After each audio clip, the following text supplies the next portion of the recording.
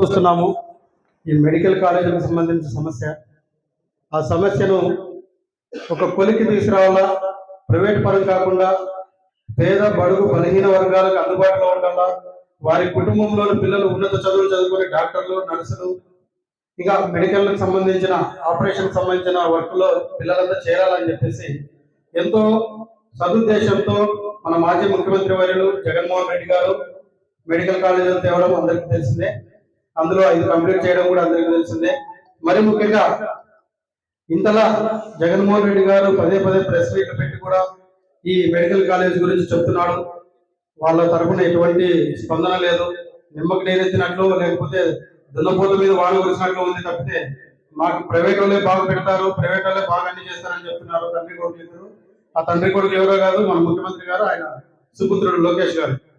మరి ఈ పరిస్థితుల్లో గతంలో కూడా చెప్పడం జరిగింది.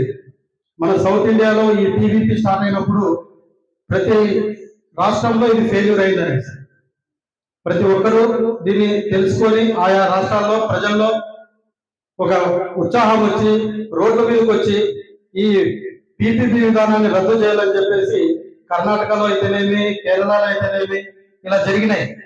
మరి ఇక్కడ ఎందుకు వీళ్ళు పదే పదే ఈ రాష్ట్రం అభివృద్ధి కావాలన్నా, మరి ఈ హాస్పిటల్స్ వైద్య రంగం అభివృద్ధి కావాలన్నా పీపీపీనే అవసరం అంటున్నారంటే ఎవరైనా ఆలోచించాల్సింది ఒకటే, మనకి జబ్బు చేసినప్పుడు మనం గవర్నమెంట్ హాస్పిటల్ పోతే అక్కడ ఇంజక్షన్లు, డాక్టర్ చూడడము, టెస్ట్ చేయడం ఇవన్నీ ఫ్రీ ఆఫ్ కాస్ట్ జరిగిపోతాయి.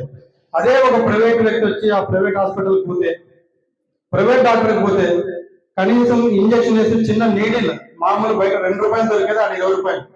క్యాన్లా అంటారు చేతికేసేది, అది 80 రూపాయలు ఉండేది, ఇప్పుడు 200 రూపాయలు అయిందంట.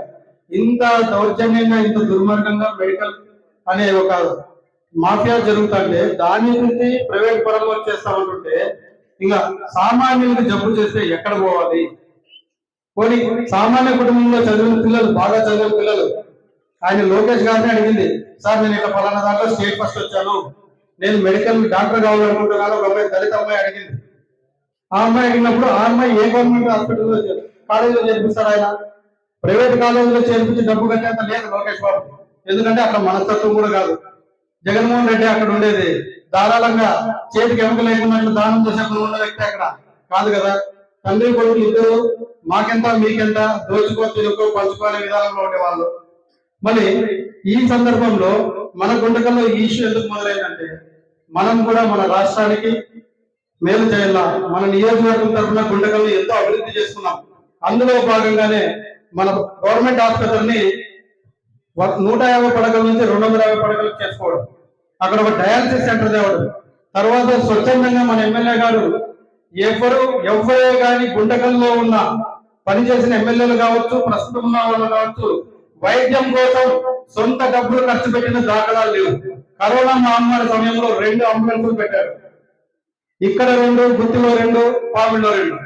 అసలు ఎవరైనా ఉన్నారా అని సూటిగా నిన్న ఏదైతే మా ఎమ్మెల్యే గారి గురించి మాట్లాడారో సూటిగా వాళ్ళకి ప్రశ్నిస్తున్నారు. ఎందుకు మాట్లాడతారు ఇట్లాంటి మాటలు?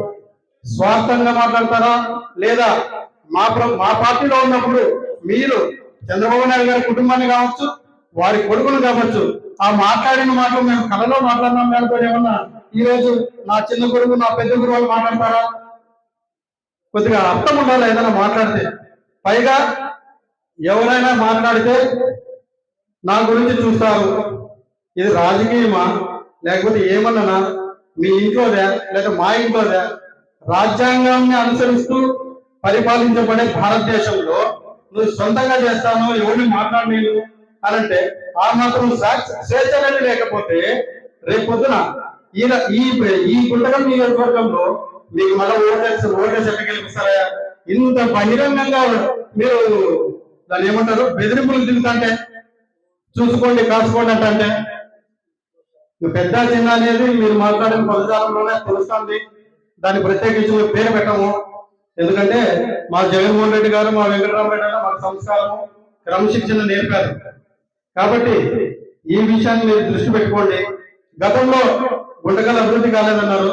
ధర్మవరం గేట్ కి పనులకు శంకుస్థాపన చేసింది మా వెంకటరామరెడ్డి. అదేవిధంగా కసాపురం రోడ్డు బ్రిడ్జ్ గురించి కూడా దానికి అనుమతులు తెచ్చింది మా వెంకటరామరెడ్డి. రైల్వే పరంగా ఢిల్లీ లెవెల్లో పోరాడి దానికి అనుమతులు తెస్తే 16 నెలల కాలంలో కనీసం దాన్ని ఊసెత్తలేదు మీరు. ఇంకా ఇంకా ఏం చెప్పమంటారు చెప్పండి? ఇంతకంటే ఇక ప్రత్యక్షంగా కనబడుతుంది. ప్రజలు నరకం అనిపిస్తున్నారు, ట్రాఫిక్ లో ఇబ్బంది పడుతూ. ఆ ప్రజల కష్టాలు తీర్చుకోకుండా ఎవరైనా మాట్లాడితే ఏమైనా చేస్తామని బెదిరిస్తే ఇంకా ఎవరు తిరుగుతారు, ఎవరు ఉంటారు? ఈ పొద్దు మాకైంది, ప్రతిపక్ష పార్టీలో ఉన్నాం. ఆ పొద్దు మీరు మా పార్టీలో ఉన్నారు. రేపు పొద్దున వేరే పార్టీకి పోయినప్పుడు మీ అనుకున్న వాళ్ళు కూడా అందరికి గ్యారంటీ ఏముంది?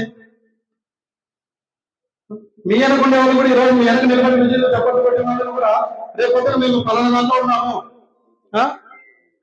పలానా దాంట్లో ఉన్నాము, మీరు ఇట్లా చేయకూడదు అన్న గ్యారంటీ ఏముంది? ఆ చప్పట్లు కొట్టిన వల్ల ఈలలో వేస్తామో తెలుసుకోవాలా.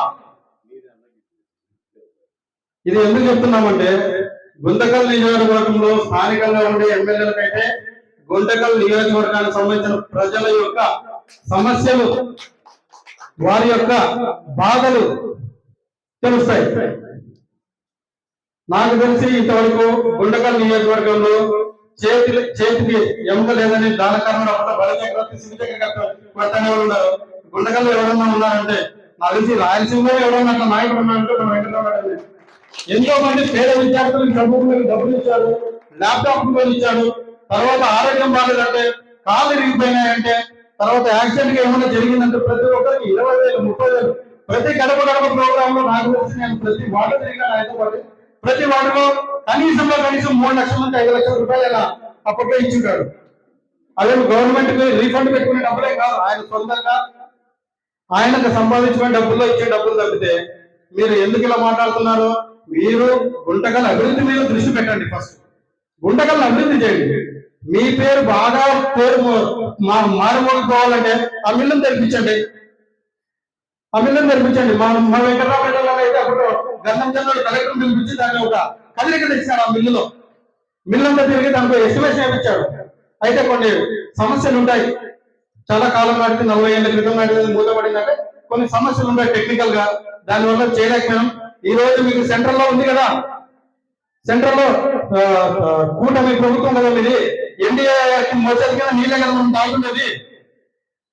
ఆ నీళ్లు తాగి మాకు వచ్చి మిల్లు తెరిపియండి. ఏమనంటే సెంట్రల్ తో తిప్పి మిమ్మల్ని ఆడిస్తానని మీ పవన్ కళ్యాణ్ అంటున్నారు. ఆ సెంట్రల్ వాళ్ళకే చెప్పి మిల్లు తెరిపియండి. ఆత్మ నిర్భర భారత్ అంటున్నారు. ఆత్మ నిర్భర గుండకలు కావాలి మాకు. ఇప్పుడు మా గుండకలు యువతకి ఇక్కడ జాబులు లేవు, ఏదైనా చేస్తున్నామంటే చిన్న చిన్న ఫ్యాక్టరీలు లేవు. స్లీపర్ ఫ్యాక్టరీ పోయింది, మిల్లు పోయింది. దాన్ని మళ్ళీ తెరిపించి మీరు ఒక సుస్థిర పాలన అందించమని చెప్పండి గుండకలకి.